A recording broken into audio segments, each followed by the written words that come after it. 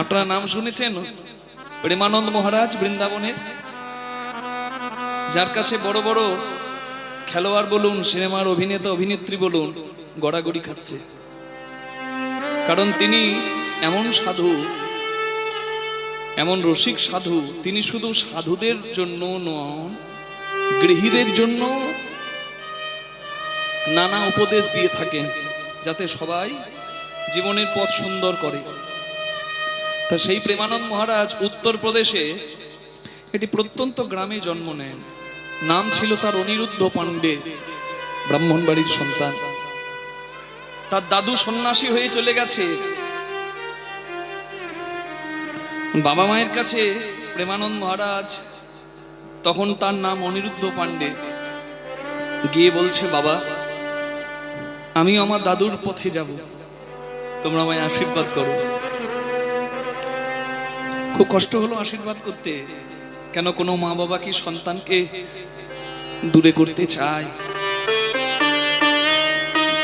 কিন্তু নিজে প্রতিজ্ঞাবদ্ধ, আমি যাব ওই পথে। মা বাবার আশীর্বাদ নিয়ে প্রেমানন্দ মহারাজ ওই অনিরুদ্ধ পাণ্ডে চলে গেলেন কাশী ধামে, মোক্ষ লাভের পথে।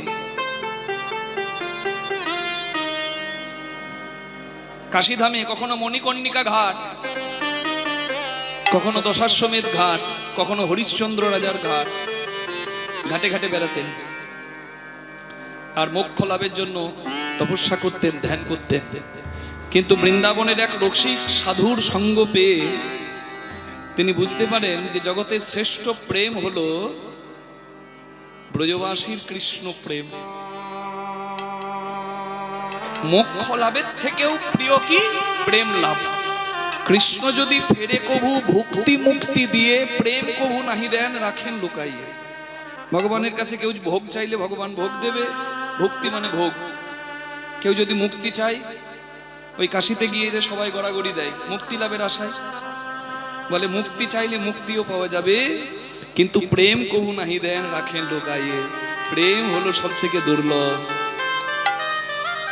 প্রেম চাইলে শহরে যে প্রেম মেলে না। তাই সেই প্রেম দুর্লভ বস্তুটি পাওয়ার জন্য কাশী থেকে বৃন্দাবনে গেলেন, রাধা বল্লভী সম্প্রদায়ের সঙ্গে যুক্ত হলেন। অর্থাৎ যারা সখী ভাবে গোবিন্দকে পতিরূপে ভালোবাসে, সারা জীবন বৃন্দাবনে রাধারানীর নাম করে কাটালেন। কিছুদিন আগে একটা ভিডিওতে দেখছিলাম, তার পিতা মাতা দূর থেকে তাকে প্রণাম করে শ্রদ্ধা নিবেদন করছে। মানুষ রূপে মানুষের কাছে ভগবান আসে, এ কথা এখনো অনেকে বিশ্বাস করে না। কিন্তু বিশ্বাস করেছিল তারা, যারা দর্শন করেছিল। ত্রেতা যুগে নয়, সত্য যুগে নয়, দাপর যুগে নয়, এই কলিকালে শচী জগন্নাথ মিশ্রের আনন্দমুখর আঙিনাকে উদ্ভাসিত করে সুরধ্বনির তীর আলো করে এসেছেন আমার কলিকালের ভগবান শ্রী গৌরাঙ্গ মহাপ্রভু।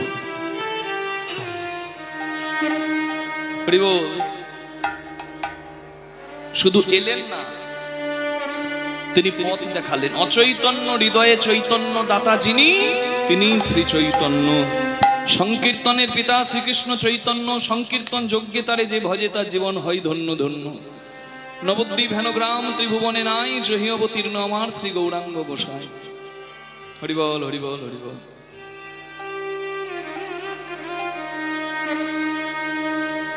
পতিত পাবনী তীরে দাঁড়িয়ে পতিত পাবন গৌরাঙ্গ মহাপ্রভু আমার খেলা খেলছে।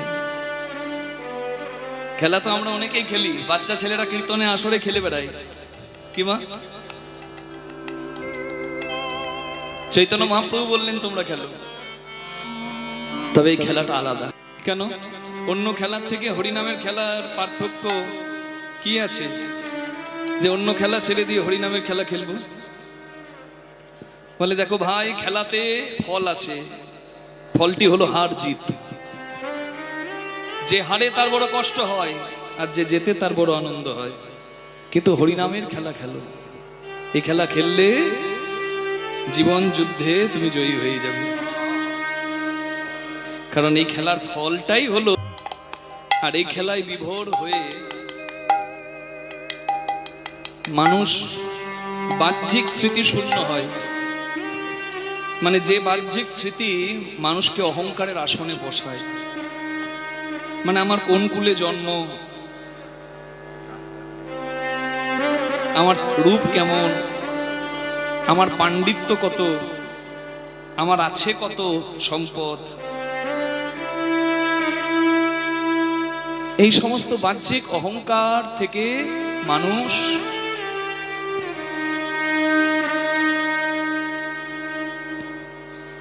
নিজেকে আসল পরিচয়ের পথে আনে।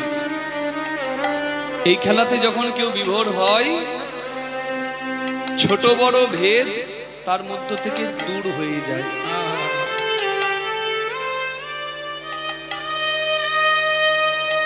আর দূর হয় বলে খুব সুন্দর দেখতে একটি ছেলে, যাকে দেখে কতজন ভাবে আহারে ওই ছেলেটা যদি আমার জামাই হতো। কোন নারী আবার ভাবে এস ওইরকম যদি আমার বর হতো। কিন্তু দেখা গেল এই নামের খেলায় মেতে সেই ছেলে মাথার চুল বলিদান করলো, নাড়া মাথায় চৈতন্য ধরে অতি সাধারণ শুদ্ধ পোশাক পরিধান করে সাত্বিক আহার গ্রহণ করে নিজেকে গোবিন্দ দাস বলে চিরজীবন তার চরণের বিকিয়ে দিল। তখন ওই ছেলেটাকে দেখে তার বাবাও দূর থেকে প্রণাম করলো, যেমন সন্তান আমার পুত্র হয়েছে, আমার কত জন্মের সৌভাগ্য, আমি পিতা হয়ে যা পারলাম না, তুই পারলি বাবা, আমি তোকে প্রণাম করি। বলুন, একমাত্র এই জগতেই সম্ভব। কত পিতা ধরে তা পুত্রের চরণ, কত পিতা ধরে তা পুত্রের চরণ, তাদের দেহ স্মৃতি হয়ে বিস্মরণ। কত পিতা ধরে তা পুত্রের চরণ, তাদের দেহ স্মৃতি হয়ে বিস্মরণ। কত পিতা ধরে তা পুত্রের চরণ। আপনি জগতে কোথাও দেখাতে পারবেন না বাবা ছেলেকে প্রণাম করছে, কিন্তু আমি আপনাদের সামনে এক্ষুনি একটা তুলনা দিলাম, এমন সাধুর নাম করলাম যার বাবা তাকে প্রণাম করছে। আরো প্রমাণ, ভক্তি জগতে, নামের জগতে পিতার নাম বিভীষণ, পুত্রের নাম তরণী সেন। রাম রাবণের যুদ্ধে রাক্ষস কুলের কতজন উদ্ধার পেয়ে গেল। বিভীষণ নন্দন তরণী সেন ভাবলেন স্বধর্মে নিধনম শ্রেয় পরধর্ম ভয়াবহ, আমি আমার ধর্ম আচরণ করব।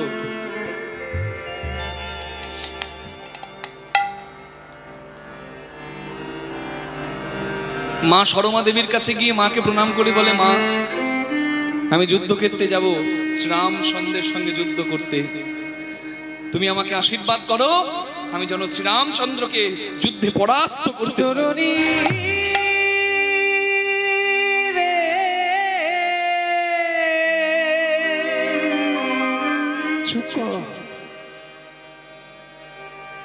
এই বোকা,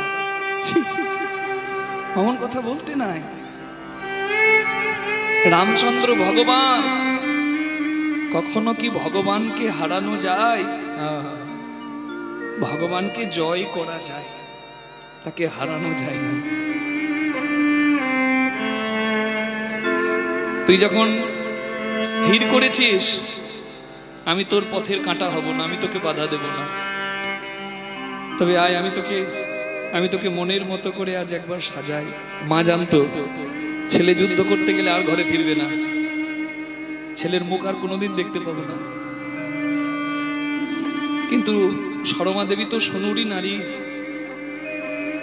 সন্তানকে শেষবারের মতো সাজালো, সারা গায়ে রাম রাম রাম রাম রাম রাম নাম লিখল। আর সাজিয়ে আশীর্বাদ করে বলল, যা বাবা, যে সাজে আমি তোকে সাজিয়ে দিয়েছি তোরই জয় জয় হবে, জগৎ জুড়ে তোর জয় জয় জয়। মায়ের আশীর্বাদ মাথায় নিয়ে তরণী সেন এসেছে যুদ্ধ করতে শ্রীরামচন্দ্রের সঙ্গে। শ্রীরামচন্দ্র শিশুকে দেখে বিভীষণকেই জিজ্ঞাসা করছে, বিভীষণ, আহ বাহ বাহ বাহ, কি সুন্দর ওই ছেলে, দেখো সারা গায়ে রাম নাম লেখা, মনে হচ্ছে আমার কোনো ভক্তের সন্তান, তুমি দেখো তো ওকে চিনতে পারো কিনা। বিভীষণ ভালো করেই জানতো যে ছেলে এসেছে সে আর অন্য কেউ নয়, তার নিজের সন্তান। কিন্তু আমরা যারা বিভীষণকে ঘর শত্রু বলি,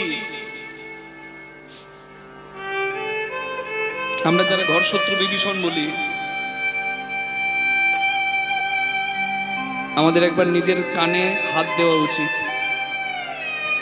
শাক দিয়ে মাছ ঢাকে আজকালকার বাবারা, শাক দিয়ে মাছ ঢাকার মতো নিজের ছেলের দোষ ঢাকে। বিভীষণ চাইলেই পারতো নিজের ছেলেকে বাঁচাতে, কিন্তু ধর্মকে জলাঞ্জলি দিল না। বলে, প্রভু তুমি যুদ্ধ করছো, ও তো মায়াবী, তুমি ওর রূপ দেখে ভুলে যেও না, তুমি ক্ষত্রিয়, তুমি ওকে উদ্ধার করো। বিভীষণের কথাতে এই ভয়ঙ্কর যুদ্ধ চলাকালীন রামচন্দ্র ব্রহ্মাস্ত্র নিক্ষেপ করলেন তরণী সেনের দিকে। আর তরণী সেন নিমেষের মধ্যেই মৃত্যু শয্যায় শায়িত হলো। ওই রামের বাণ এসে তরণী সেনের মস্তক ছেদন করে দিল। কাটা মুন্ড গড়িয়ে গড়িয়ে শ্রীরামচন্দ্রের নিকটে এসেছে। প্রাণ যখন তরণীর বেরিয়ে যাবে, তরণীর মনে পড়ল তার মা তাকে বলেছিল, আমি তোকে আশীর্বাদ করলাম তুই যা, তবে আমার একটা কথা তুই রাখিস, যাবার কালে তার নাম যেন করিস। তাই প্রাণ বের হবে যখন, তরণী সেন ওই কাটা মুন্ডেই ধ্বনিত করলো, শ্রীরাম রাম রাম রাম রাম রাম, শ্রীরাম রাম রাম রাম রাম রাম, শ্রীরাম রাম রাম, শ্রীরাম রাম রাম। বিভীষণ, হায় হায়, এ তুমি কি করালে আমাকে দিয়ে? যে ছেলে মরণকালে আমার নামে কাঁদে, তুমি বললে সেই ছেলে আমার শত্রু? না, আমার বিশ্বাস ও নিশ্চয়ই কোনো আমার ভক্তের সন্তান। তুমি ওর পরিচয় বলো। বিভীষণ এতক্ষণ বুকটাকে পাথর করে রাখলেও চোখের জল তার ঝরঝর করে পড়তে লাগলো। আর হাত জোর করে বলল, প্রভু তুমি যাকে নিজের হাতে আজকে উদ্ধার করলে সে আমার সন্তান তরণী সেন।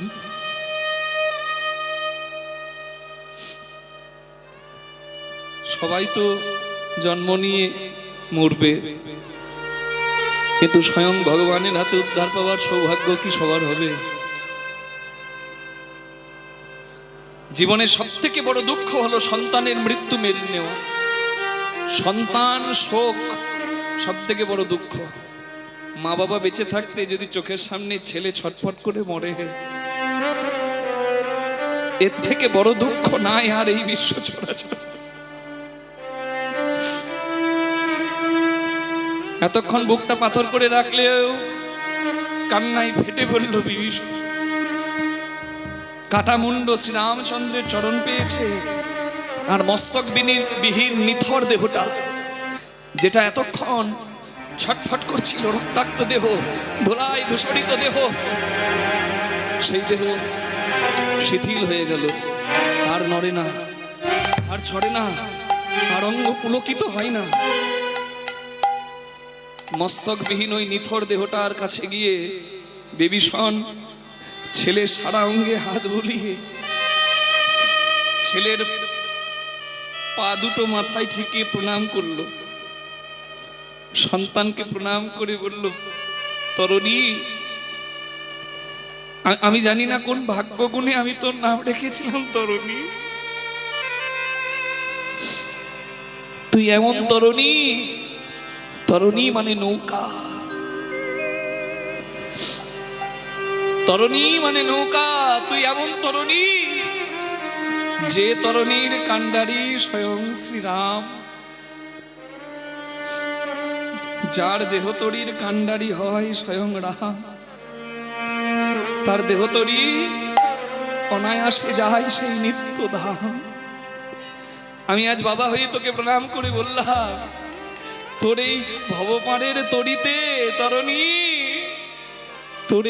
তোর এই পিতাকেও একটু জায়গা দিস রে তরুণী রে। পিতাই গৌর হরি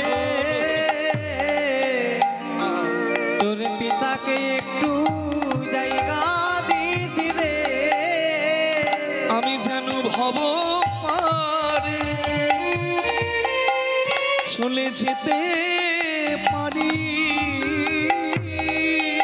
তোর পিতাকে একটু জায়গা দিস রে।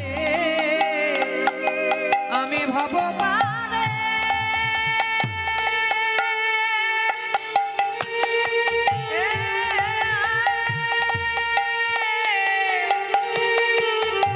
ভাব পারে যেতে পারি। তোর পিতাকে একটু জায়গা দিস রে। মনিটর গুলো একটু প্লেন লাগছে, হ্যাঁ মনিটরগুলো পরিষ্কার করতে হবে কারণ। হ্যাঁ, মনিটর গুলো একটু রিভাব দিয়ে মনিটরের সাউন্ড একটু তোলো। হ্যাঁ, খুব ড্রাই লাগছে মনিটর।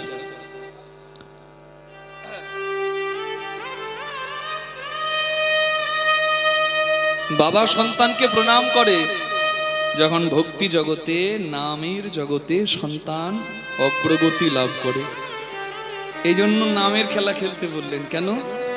এই যে বাহ্যিক স্মৃতি শূন্য হলেই এই বাহ্যিক ছোট বড় ভেদ দূর হয়। যেজন কৃষ্ণ ভজনের পথে এগিয়ে যায় তখন তার চরণাশ্রয় করতে হয়। হরিবল হরিবল। তাই নামের খেলা। ত্রিতাপ জ্বালা দূরে যাবে, তুমি নাম আশ্রয় করো, নামের গুণে। হরে নাম হরে নাম হরে নামৈব কেবলম কলৌ নাস্তিব্য নাস্তিব্য নাস্তিব্য গতিরন্যথা। হরি নাম বিনা গতি নাই, গতি নাই, গতি নাই। হরি হরি হরি বল। তাই প্রেমের ঠাকুর গৌরাঙ্গ মহাপ্রভু যিনি নাম দিয়েছেন তার নাম একটু জোরে করা যাবে না? কি গো, বলা যাবে?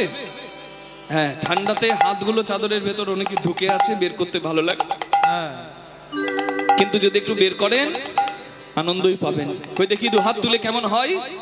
নিতাই গৌর হরি বল, নিত্যানন্দ বল, শ্রী অদ্বৈত বল, শ্রীবাস গদাধর। নিতাই গৌর হরি বল, নিত্যানন্দ বল, শ্রী অদ্বৈত বল, শ্রীবাস গদাধর।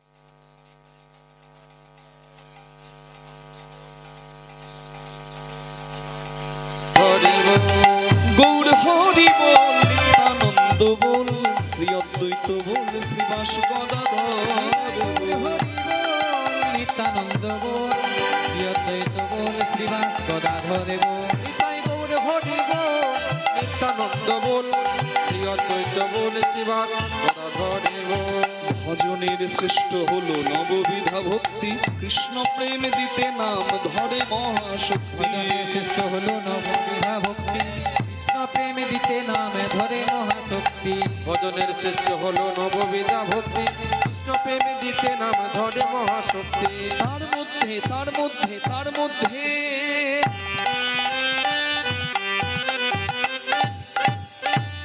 তার মধ্যে শ্রেষ্ঠ হলো নাম সংকীর্তন। নিরপরাধী লইলে পায় কৃষ্ণ প্রেম ধন। মন্ত্র নয় মহামন্ত্র, নাম নয় মহানাম। যদি কেউ অশুদ্ধ থাকে, অসুচি থাকে, অসোচ থাকে, তার সে গুরুমন্ত্র জপ করবে না। কিন্তু যে কোনো অবস্থাতেই, যে কোনো পরিস্থিতিতেই হরিনাম জপ করা যায়, হরিনাম করা যায়। নারী রজস্বলা হয়ে থাকে, প্রতি মাসে মন্দিরে যায় না, দেব সেবা করে না, বৈষ্ণব সেবা করে না, কিন্তু সেই নারীও হরিনাম আশ্রয় করতে পারে। আপনি শৌচাগারে যান কিংবা কর্মসূত্রে কোনো নোংরা স্থানেও যান, যেখানেই যান না কেন হরিনাম আপনি করতে পারেন। এই জন্য বলে ভুবন মঙ্গল হরিনাম সংকীর্তন। গুরুমন্ত্র জপ করলে আপনি উদ্ধার হবেন, কিন্তু আপনার ছেলে উদ্ধার হবে না। কিন্তু বাড়িতে যদি একজন হরিনাম গায় আর সেই ধ্বনি যদি সবার কানে যায়, যত দূর ধ্বনি যাবে তত দূরের মঙ্গল হয়ে যায়। নিতাই গৌর হরি হরি হরি। তাহলে গুরু নাম ছেড়ে দিয়ে কি হরিনাম করব না? অর্থের অপব্যাখ্যা করবেন না কেউ। অবশ্যই গুরু আশ্রয় করা উচিত। স্টিমার যে গতিতে যায়, ডিঙ্গি নৌকা কি যেতে পারে? কিন্তু স্টিমারের সঙ্গে যদি ডিঙ্গি নৌকা আমি দড়ি দিয়ে জুড়ে দিই, ও ডিঙ্গি নৌকাও ছুটবে। ভজন অনেক বেশি বাকি, আমাদের ধৈর্য কম, মতি কম, আয়ু কম। নিজে লেখাপড়া করে পরীক্ষা দিলে যার ফলটা যাই হবে, যদি দেখিয়ে দেবার কেউ থাকে তাহলে ফলটা বড় সুন্দর হবে। ভক্ত ধ্রুব পদ্মলোচন হরি বলে ডাকছে, ভগবান বিচলিত হয়ে আছে কিন্তু যেতে পারছে না। নারদ মুনিকে বললেন, নারদ তুমি যাও, তুমি বৈষ্ণব, তুমি গুরু রূপে তাকে কৃপা করো। নারদের কৃপা হলো, ভগবান এলেন, ভক্ত ধ্রুবকে ভক্তি রাজত্ব প্রদান করলেন। নিতাই গৌর হরি হরি হরি বল। তাই সদ্গুরুর চরণ আশ্রয় করো আর নাম আশ্রয় করো। হরি হরি বল। নাম ছাড়া যাবে না, সব সময় নাম করতে হবে। তাই সবাই এখনো সময় আছে কি? যাবত দেহে স্থিতা প্রাণা। কতদিন প্রাণ আছে জানি না, কালকে নাও থাকতে পারে। যাবত জিহ্বা বসে স্থিতা, জীবটা কতদিন বসে থাকবে তা তো জানি না, কতদিন বলতে পারবো। তাবৎ এব সদা গেহং হরে নামই বকে বলো। জগতে এসে জগৎপাত্র থেকে নিলে কিছু দিতে তো পারলে না, অন্তত তার জয় গানটা গাও। নিতাই গৌর প্রেমানন্দে হরি হরি বল। তাই সবাই মিলে একবার বলি কি? হরে কৃষ্ণ কৃষ্ণ কৃষ্ণ হরে হরে, হরে রাম রাম রাম হরে হরে। হরে কৃষ্ণ কৃষ্ণ কৃষ্ণ হরে হরে, হরে রাম রাম রাম হরে হরে। হরে কৃষ্ণ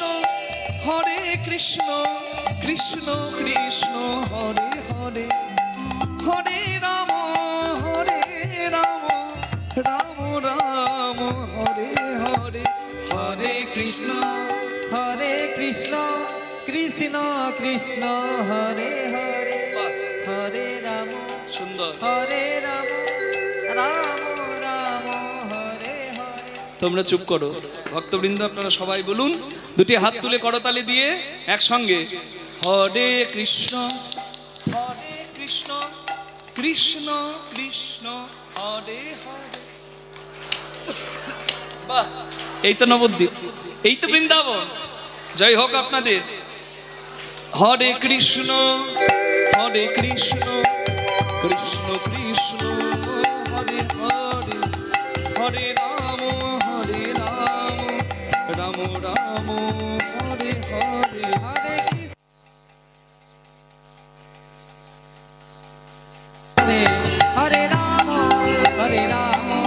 রাম রাম হরে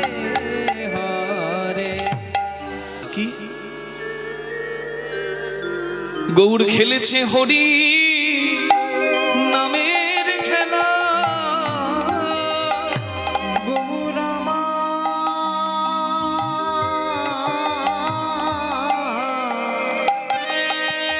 গৌর খেলেছে হরি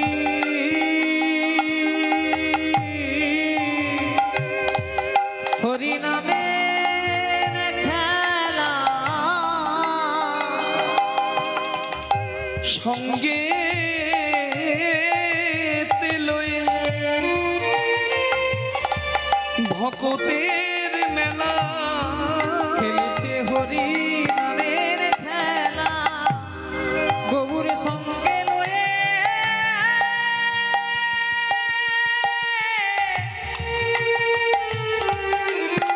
সঙ্গে লয়ে ভক্তের মেলা, খেলেছে হরি নামের খেলা।